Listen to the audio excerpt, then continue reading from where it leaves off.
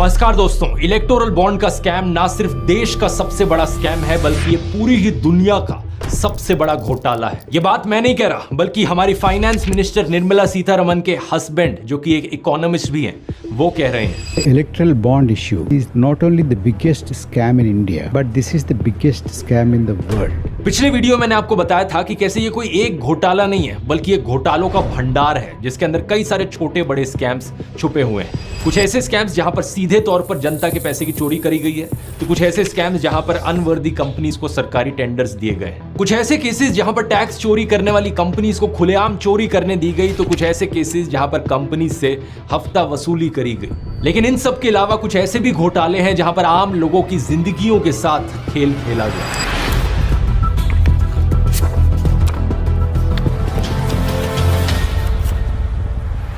Video शुरू करने से पहले एक छोटा सा अपडेट, ध्रुव राठी एकेडमी पर अब मेरा तीसरा कोर्स लॉन्च हो गया है दोस्तों, द यूट्यूब ब्लूप्रिंट। अगर आप YouTube को एक पार्ट टाइम जॉब या फुल टाइम करियर बनाना चाहते हैं तो ये आपके लिए है। इस 7.5 घंटे के हिंदी के कोर्स में मैं आपको वो सारी चीजें सिखाता हूं जिनकी आपको जरूरत है एक सक्सेसफुल यूट्यूबर बनने के लिए। अगर आप इंटरेस्टेड हैं, इस QR कोड को स्कैन कर सकते हैं या फिर इसका लिंक नीचे डिस्क्रिप्शन में मिल जाएगा एक कूपन कोड के साथ।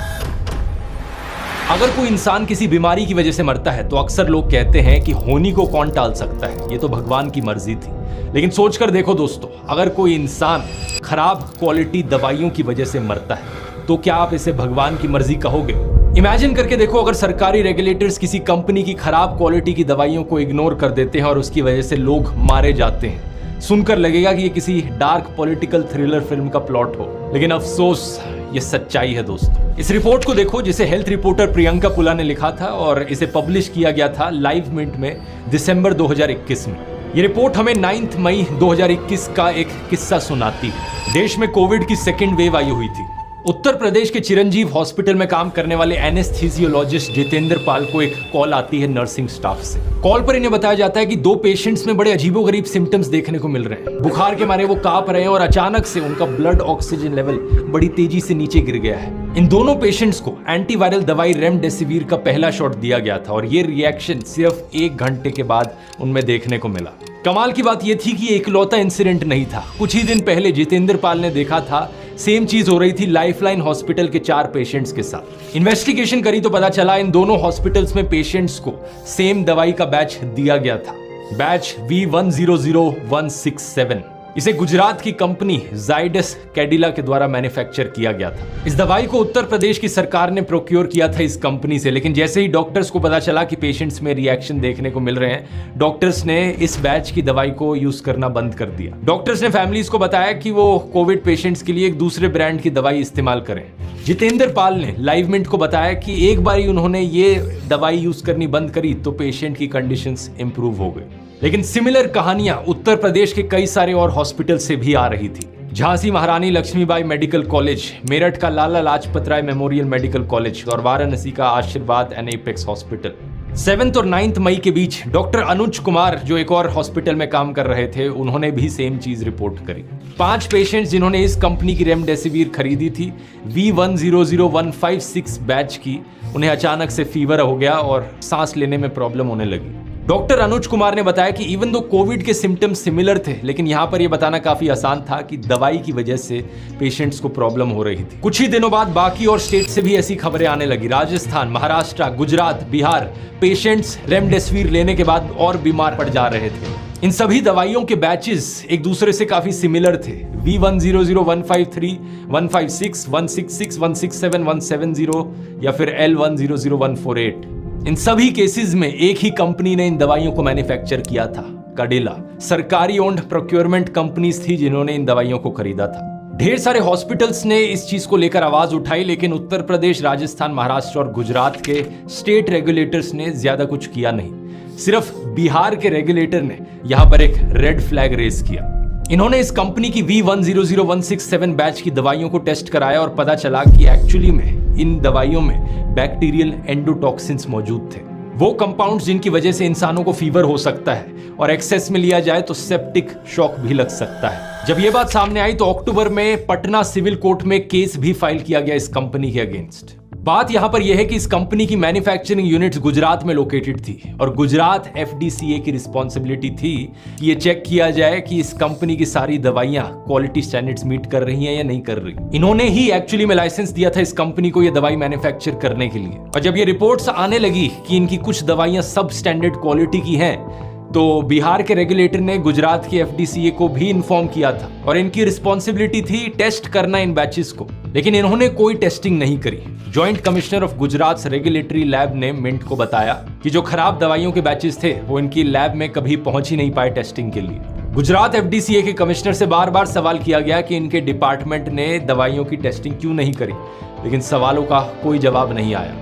देश के ड्रग्स एंड कॉस्मेटिक्स कानून के अनुसार हर एक खराब बॉटल इस दवाई की उसे वापस लिया जाना चाहिए था, लेकिन इसका भी कोई सबूत नहीं कि गुजरात के एफडीसीए ने उन दवाइयों को वापस लिया हो। इस कंपनी कडिला के स्पोक्स पर्सन से जब सवाल किया गया इन सारी रिपोर्ट्स को लेकर, तो उन्होंने इन सारी चीजों को डिनाई किया। लेकिन अब इस पूरी कहानी में एक और शॉकिंग ट्विस्ट सुनिए। ये सब होने से 6 महीने पहले नवंबर 2020 में ही WHO यानी वर्ल्ड हेल्थ ऑर्गेनाइजेशन ने कह दिया था कि रेमडेसिविर को हमें नहीं यूज करना है। WHO ने एक बहुत बड़ी स्टडी करी थी 14,000 से ज्यादा लोगों पर, 450 से ज्यादा हॉस्पिटल्स में, 35 अलग अलग देशों के।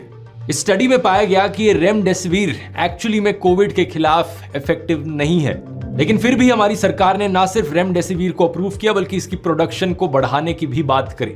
अप्रैल 2021 की सरकार की प्रेस रिलीज को देखिए। इस दवाई को ओरिजिनली एक अमेरिकन कंपनी के द्वारा डेवलप किया गया था और इंडिया में 7 इंडियन कंपनीज को इसका मैन्युफैक्चरिंग लाइसेंस मिला था। अब आप पूछोगे दोस्तों कि इस सब का इलेक्टोरल बॉन्ड से क्या कनेक्शन है दोस्तों, और बड़ा तगड़ा कनेक्शन है। लेकिन वो कनेक्शन बताने से पहले आप ये क्रोनोलॉजी एक बारी ढंग से समझ लो। पहला, वर्ल्ड हेल्थ ऑर्गेनाइजेशन ने कहा कि रेमडेसिविर को नहीं इस्तेमाल किया जाना चाहिए। दूसरा, मोदी सरकार ने WHO के इस एडवाइस को इग्नोर किया और इस दवाई की प्रोडक्शन बढ़ाने को अप्रूव किया। तीसरा, इस दवाई को बनाने का अप्रूवल जाइडस कैडिला कंपनी को दिया गया गुजरात एफडीसीए के द्वारा। चौथा, 5 अलग अलग स्टेट्स के हॉस्पिटल्स ने कहा कि इस दवाई के खराब बैचेस की वजह से कोविड पेशेंट्स की हालत बद से बदतर हो गई। पांचवा, बिहार के रेगुलेटर ने पाया कि इन खराब बैचेस में बैक्टीरियल एंडोटॉक्सिन्स मौजूद थे, ये खराब क्वालिटी की दवाइयां थी। और छठा, इस सब के बावजूद भी गुजरात एफडीसीए ने इन खराब बैचेस की कोई टेस्टिंग नहीं करवाई। बीजेपी की सरकार सेंटर में भी थी और गुजरात में भी थी, और अब हमें इलेक्टोरल बॉन्ड्स के डेटा के जरिए पता चलता है कि ये जाइडस कैडिला कंपनी ने 18 करोड़ रुपए डोनेट किए बीजेपी को इलेक्टोरल बॉन्ड्स के जरिए। मैं सिर्फ एक सवाल प्रधानमंत्री मोदी से करना चाहूंगा, क्या आम इंसान की जान की भी कोई कीमत नहीं है क्या? इस कंपनी ने 3 करोड़ रुपए कांग्रेस को भी डोनेट किए जो उस वक्त राजस्थान में पावर में थी, और 8 करोड़ रुपए बीजेपी की एलआई SKM सिक्किम क्रांतिकारी मोर्चा को भी डोनेट किए जो 2019 से सिक्किम में पावर में है। इस पॉलिटिकल पार्टी को तो 5 कंपनी से डोनेशंस मिली थी और उनमें से 4 कंपनीज फार्मा कंपनीज थी। सिक्किम को एक फार्मा हब कंसिडर किया जाता है और देखकर लगता है कि SKM ने भी इसका पूरा फायदा उठाया। जाइडस कैडिला भी दोस्तों इकलौती ऐसी कंपनी नहीं है। इसके अलावा एक फार्मा कंपनी है ग्लेनमार्क फार्मास्यूटिकल्स। इसे 2022 और 2023 के बीच में 5 नोटिस दिए गए सब स्टैंडर्ड ड्रग्स की वजह से। इनमें से 4 notice Maharashtra food and drugs administration ने दिए थे। इस कंपनी की जो ब्लड प्रेशर रेगुलेट करने की दवाई थी उसे सब स्टैंडर्ड बताया गया। और अब हम इलेक्टोरल बॉन्ड्स डेटा के जरिए जानते हैं कि इस कंपनी ने 9.75 करोड़ रुपीस की इलेक्टोरल बॉन्ड्स खरीदी थी नवंबर 2022 में, और इन सारी बॉन्ड्स को बीजेपी ने इनकैश किया। प्रधानमंत्री मोदी ने फिट इंडिया मूवमेंट लॉन्च करी थी कुछ साल पहले। मैं पूछना चाहूंगा, क्या यही है आपका फिट इंडिया? एक और गुजरात बेस्ड कंपनी को देखिए, टोरेंट फार्मा नाम से। इसकी एंटी प्लेटलेट दवाई डेप्लाट 150 ने सैलिसाइलिक एसिड टेस्ट फेल कर दिया था। Maharashtra food and drug administration ने इसे खराब क्वालिटी का बताया 2018 में। अक्टूबर 2019 में अमेरिका का जो फूड एंड ड्रग्स एडमिनिस्ट्रेशन है उसने इस कंपनी को वार्निंग दी कि बार बार इनकी क्वालिटी रिलेटेड फेलियर्स हो रहे हैं इनकी मैन्युफैक्चरिंग यूनिट में। और आगे क्या देखने को मिला? मई 2019 और जनवरी 2024 के बीच में इस कंपनी ने 77.5 करोड़ की इलेक्टोरल बॉन्ड्स खरीदी। इसमें से मेजॉरिटी पैसा 61 करोड़ रुपीस बीजेपी के पास गया। अमेरिका तक ने जब इस कंपनी की दवाइयों को लेकर वार्निंग दी थी तो इंडियन अथॉरिटीज को कम से कम इंस्पेक्शन तो करना चाहिए था, लेकिन गुजरात में मौजूद बीजेपी की सरकार ने कोई एक्शन नहीं लिया। एक और मेजर फार्मा कंपनी सिप्ला को 4 शो कॉज नोटिस मिले उनकी दवाइयों को लेकर। अगस्त 2018 में जब एक इंस्पेक्शन किया गया तो इस कंपनी का एक आरसी कफ सिरप था जो स्टैंडर्ड्स मीट नहीं कर पाया। जुलाई 2021 में इसे नोटिस मिले 2 बार अपनी रेमडेसिविर दवाई को लेकर। इसमें पाया गया कि इनकी रेमडेसिविर दवाइयों में रेमडेसिविर की सफिशिएंट क्वांटिटी ही मौजूद नहीं थी। अब हमें क्या पता चलता है, इस कंपनी ने 39.2 करोड़ रुपीस की इलेक्टोरल बॉन्ड्स खरीदी, जिसमें से 37 करोड़ रुपीस चंदा बीजेपी के पास गया और 2.2 करोड़ रुपीस चंदा कांग्रेस के पास गया। जिस टाइम पर इस मुंबई बेस्ड कंपनी ने अपनी बॉन्ड्स खरीदी थी, उन डेट्स को देखकर भी आप क्रोनोलॉजी समझ पाएंगे। जुलाई 2019 और अक्टूबर 2019 में इस कंपनी ने इलेक्टोरल बॉन्ड्स खरीदी, लेकिन नवंबर 2019 में बीजेपी पावर से हट जाती है और उद्धव ठाकरे महाराष्ट्र के नए चीफ मिनिस्टर बनते हैं। ये चीफ मिनिस्टर बने रहते हैं जून 2022 तक। उसके बाद बीजेपी की कोलिशन सरकार दोबारा से बनती है और फिर हमें क्या देखने को मिलता है, इस कंपनी ने नवंबर 2022 में दोबारा से इलेक्टोरल बॉन्ड्स खरीद लिए। चंदा दो धंधा लो, ये जो स्कीम है यहाँ पर, ये इलेक्टोरल बॉन्ड घोटाले का सिर्फ एक हिस्सा है। आपको लगेगा कि चलो क्या जा रहा है हमारा, किसी कंपनी ने चंदा दे दिया और उसे धंधा मिल गया, उसके बदले बाकी कंपनियों का नुकसान हुआ, हमारा क्या जाता है। कुछ लोग तो ये भी सोचेंगे कि जनता का पैसा है, थोड़ा सा लूट लिया होगा कंपनी को कुछ एक्स्ट्रा अमाउंट देकर, हमें क्या। लेकिन क्या आपकी हिम्मत है इस केस को सुनकर भी आप कहो हमें क्या। एक कफ सिरप की दवाई ना सिर्फ एडल्ट्स को दी जाती है बल्कि बच्चों को भी दी जाती है जिनकी 6 साल से ऊपर की उम्र होती है। दिसंबर 2022 की इस खबर को देखिए, उज्बेकिस्तान में 18 बच्चों की मौत हो गई खराब क्वालिटी कफ सिरप पीने की वजह से। अगले महीने जनवरी 2023 में WHO ने इन बच्चों की मौत को 2 कंटेमिनेटेड कफ सिरप से लिंक किया, एब्रोनोल सिरप और DOK1 max syrup. Laboratory analysis करी गई तो पता लगा कि इन दोनों प्रोडक्ट्स में बहुत ही हाई अमाउंट मौजूद है डाइथाइलिन ग्लाइकॉल या इथाइलिन ग्लाइकॉल का। इन दोनों कफ सिरप्स को मैन्युफैक्चर किया गया था उत्तर प्रदेश में मौजूद एक कंपनी के द्वारा, मैरियन बायोटेक, और डिस्ट्रीब्यूट किया गया था क्वारा मैक्स मेडिकल के द्वारा उज्बेकिस्तान में। लेकिन उज्बेकिस्तान इकलौता ऐसा केस नहीं था। इन खबरों को देखिए, गाम्बिया और कैमरून में भी कंटेमिनेटेड कफ सिरप्स की वजह से बच्चों की मौत हुई। मैरियन बायोटेक के अलावा 2 और इंडियन कंपनीज का नाम यहां पर आता है, हरियाणा बेस्ड मेडन फार्मास्यूटिकल्स और Madhya Pradesh based रेमान labs. Total में 141 बच्चों की मौत हुई और मैरियन बायोटेक कफ सिरप का यहां पर रिलेशन 68 बच्चों की मौत से है। अब उज्बेकिस्तान में जब ये इंसिडेंट हुआ तो क्या एक्शन लिया गया उनकी सरकार के द्वारा। उनकी मिनिस्ट्री ऑफ हेल्थ ने सारे ड्रग्स को बैन कर दिया जो इंपोर्ट किए जा रहे थे इस क्वारा मैक्स के द्वारा। जनवरी 2023 में उनके कोर्ट ने इस क्वारा मैक्स मेडिकल का लाइसेंस भी कैंसिल कर दिया। ये डिसाइड किया गया कि जितने भी और बची हुई दवाइयां इस कंपनी के द्वारा उन सबको डिस्ट्रॉय कर दिया जाएगा। वहां के कोर्ट ने 23 लोगों को जेल की भी सजा दी। 2 से 20 साल तक की जेल दी गई इन लोगों को जो रिस्पॉन्सिबल थे इसके पीछे। इनमें से एक इंसान थे रघवेंद्र प्रताप सिंह, जो इंडियन एग्जीक्यूटिव डायरेक्टर थे क्वारा मैक्स के। इन्हें 20 साल की जेल की सजा सुनाई गई। इंडिया में इन्वेस्टिगेशन करी गई central drug standard control organisation के द्वारा। 22 सैंपल्स इस कंपनी के द्वारा बनाए गए कफ सिरप्स के टेस्ट किए गए और पाया गया कि वो एडल्टरेटेड थे। रॉयटर्स ने रिपोर्ट किया कि मैरियन बायोटेक जो प्रोपिलीन इंग्रेडिएंट खरीद रही थी वो माया केमटेक इंडिया नाम की कंपनी से खरीद रही थी और इस कंपनी के पास फार्मास्यूटिकल ग्रेड मटेरियल्स बेचने का लाइसेंस तक नहीं था। इसे सिर्फ इंडस्ट्रियल ग्रेड का लाइसेंस दिया गया था। फर्क यहां पर यह है कि इंडस्ट्रियल ग्रेड प्रोपिलीन ग्लाइकॉल जो है वो एक्चुअली में टॉक्सिक होता है इंसानों के लिए। लिक्विड डिटर्जेंट्स में उसका इस्तेमाल किया जाता है, पेंट्स या कोटिंग्स में उसका इस्तेमाल किया जाता है। माया केमटेक ने अपने डिफेंस में यहां पर कहा कि हमें पता नहीं था कि ये दूसरी कंपनी हमारे प्रोपिलीन ग्लाइकॉल को एक्चुअली में कफ सिरप्स में इस्तेमाल कर रही है। लेकिन मैरियन बायोटेक ने ऐसा आखिर किया क्यों? उस वक्त के जो हेड ऑफ ऑपरेशंस थे इस कंपनी के, तुहिन भट्टाचार्य, उन्होंने रॉयटर्स को कन्फेस किया कि कंपनी एक्चुअली में 10 सालों से ज्यादा से इन कफ सिरप्स को एक्सपोर्ट कर रही थी और इन 10 सालों में इन्होंने कभी अपने प्रोपिलीन ग्लाइकॉल को टेस्ट नहीं किया था। Pharmaceutical export promotion council of India ने मैरियन बायोटेक का जो रजिस्ट्रेशन सर्टिफिकेट था वो दिसंबर 2022 में ही सस्पेंड कर दिया था। उत्तर प्रदेश की अथॉरिटीज ने इस कंपनी का मैन्युफैक्चरिंग लाइसेंस कैंसिल किया मार्च 2023 में।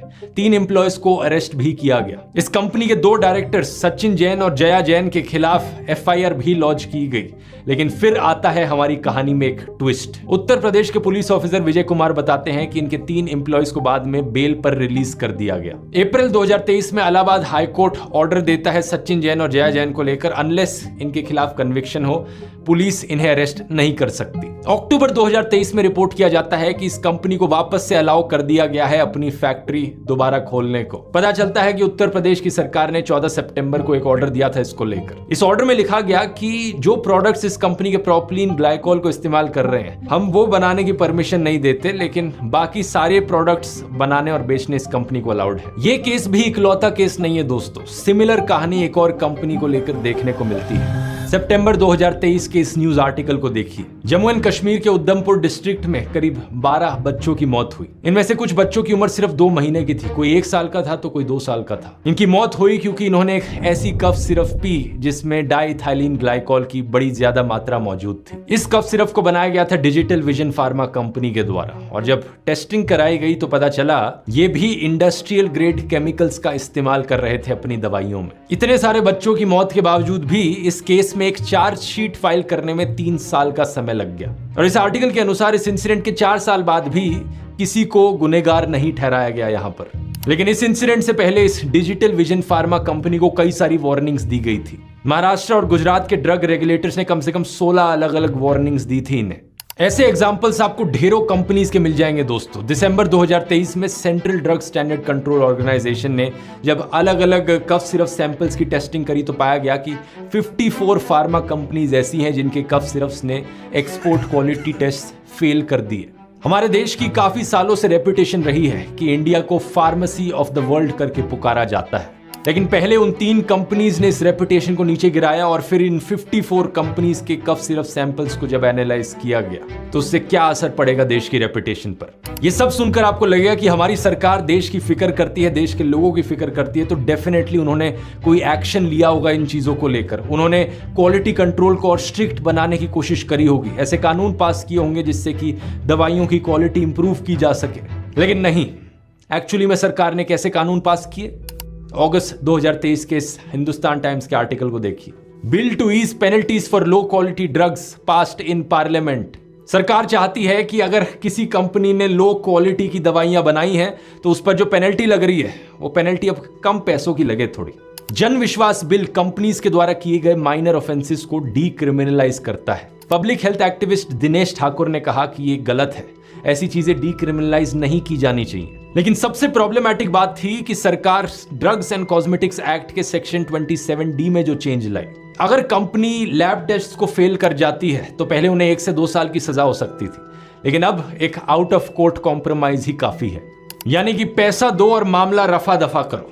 ग्लेनमार्क और सिप्ला इकलौती कंपनीज नहीं है जिन्होंने अपने लैब टेस्ट फेल किए और फिर इलेक्टोरल बॉन्ड्स के जरिए चंदा डोनेट किया हो। महाराष्ट्र के FDA ने 6 नोटिस इशू किए थे हेटेरो कंपनी को सब स्टैंडर्ड्स ड्रग्स के। इनमें से 3 इनकी रेमडेसिविर दवाई को लेकर थे और बाकी 3 एक एंटी फंगल दवाई, एक बैक्टीरियल इन्फेक्शन की दवाई और एक इटबोर कैप्सूल थी। Farmer joint commissioner of drugs हमें बताते हैं कि अगर कोई कंपनी इतनी वायलेशंस कर रही है तो इस कंपनी का बड़ी ही आसानी से मैन्युफैक्चरिंग लाइसेंस कैंसिल किया जाना चाहिए था। लेकिन यहां पर क्या हुआ, कंपनी ने चुपचाप इन खराब दवाइयों को वापस लिया और इलेक्टोरल बॉन्ड्स खरीदी। उस वक्त तेलंगाना में पार्टी पावर में थी BRS। हेटेरो ग्रुप ने 120 करोड़ रुपए डोनेट किए BRS को इन इलेक्टोरल बॉन्ड्स के थ्रू। इवन जो कंपनी के फाउंडर और चेयरमैन थे उन्हें तो BRS ने राज्यसभा की सीट भी दे दी। महाराष्ट्र में 2022 में जब बीजेपी वापस पावर में आई तो इस कंपनी की 15 करोड़ वर्थ ऑफ बॉन्ड्स को इनकैश किया बीजेपी ने। घोटालों की लिस्ट देख रहे हो दोस्तों कितनी लंबी है। इस वीडियो में मैंने सिर्फ फार्मा रिलेटेड कंपनीज की बात करी है। और बेशर्मी देखो प्रधानमंत्री मोदी की, जब उनसे इलेक्टोरल बॉन्ड्स को लेकर सवाल किया जाता है तो कहते हैं कि थोड़ी इम्परफेक्शंस हो गई थी।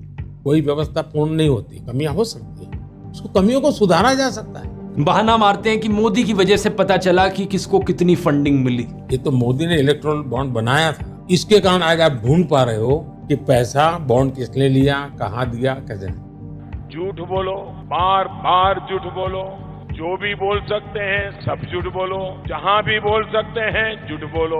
Electoral bond secret political funding का एक तरीका था और जब सुप्रीम कोर्ट ने इसे अनकॉन्स्टिट्यूशनल डिक्लेयर किया और स्ट्राइक डाउन किया, उसी के बाद ही हमें पता चल पाया कि किसने किसको कितना चंदा दिया। सच बात तो यह है कि अगर सुप्रीम कोर्ट ने इसे अनकॉन्स्टिट्यूशनल ना ठहराया होता तो आपका तो बढ़िया चल रहा था वहां पर्दे के पीछे। इस वीडियो के लिए मैं धन्यवाद करना चाहूंगा प्रोजेक्ट इलेक्टोरल बॉन्ड का, जो कोलैबोरेटिव एफर्ट है news laundry, scroll, the news minute और कई सारे इंडिपेंडेंट जर्नलिस्ट का। उन्होंने ये सारी इन्वेस्टिगेशंस करी और रिपोर्ट किया, जिसकी वजह से मैं आपको ये सब बता पा रहा हूँ, क्योंकि मैं तो सिर्फ सेकेंडरी सोर्स हूँ यहाँ पर। वो मेहनती जर्नलिस्ट हैं प्राइमरी सोर्स, जिन्होंने इन सब चीज़ों को ढूंढ कर इन्वेस्टिगेशंस करी। ओवरऑल फार्मा कंपनीज ने 945 करोड़ रुपीस की डोनेशंस करी थी पॉलिटिकल पार्टीज। ये वीडियो शॉकिंग लगा तो इलेक्टोरल बॉन्ड्स पर मेरा पिछला वीडियो भी देखना, क्योंकि वहां पर मैंने ऐसे और खुलासे